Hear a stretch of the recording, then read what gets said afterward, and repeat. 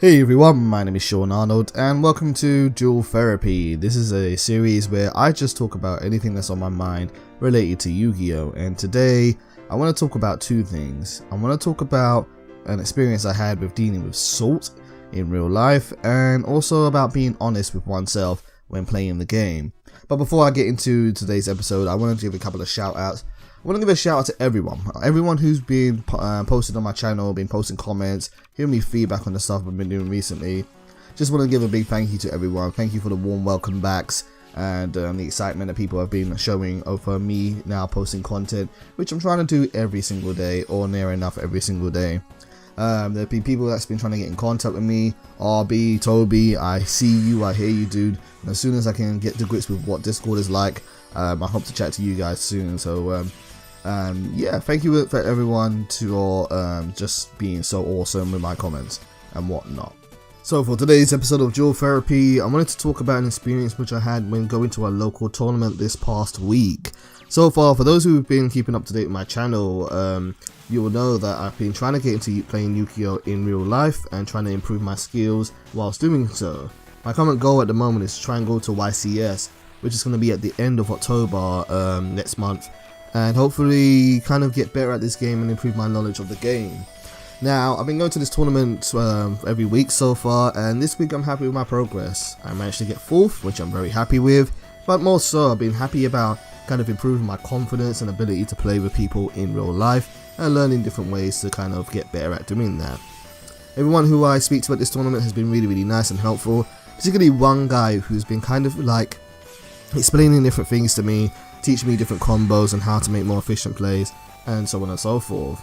Now this week, when I was doing the tournament, I played against this guy who's been very helpful and very kind to me, and we played each other in the second round of the tournament.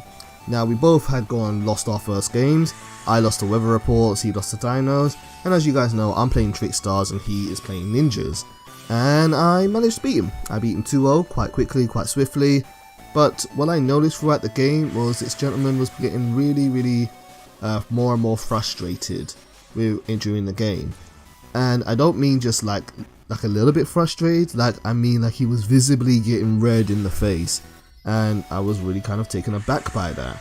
I almost didn't really know what to do, and after beating him I felt really bad and almost wanted to give him the win just so he could proceed in the tournament.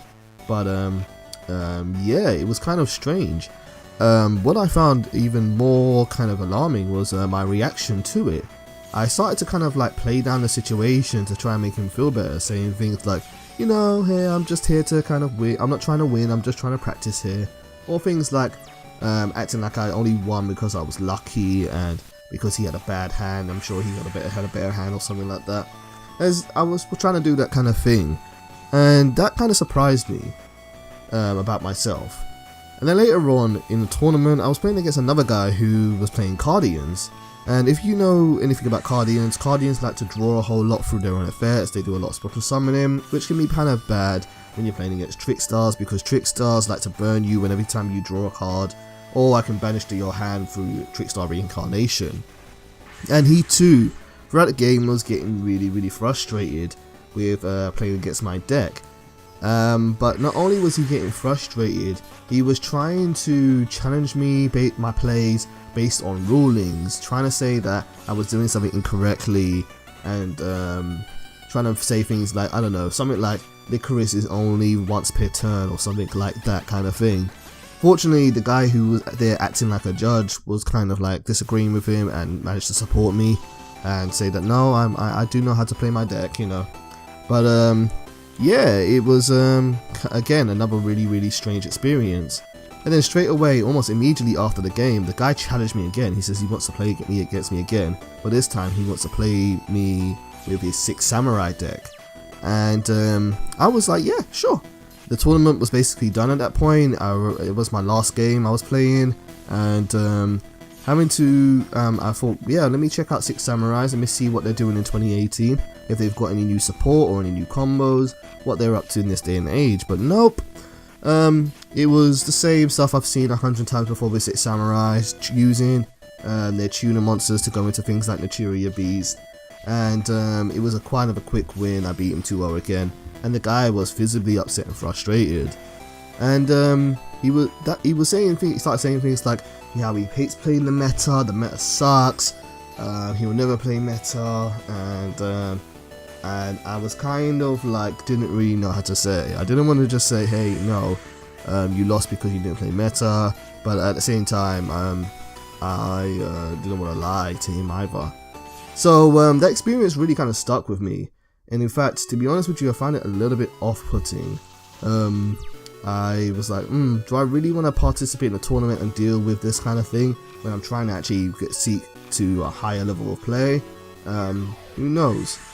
I think the main issue with this is about being, I think it's important when you are doing anything in your life that you are honest and realistic with yourself about your goals and what you're trying to achieve.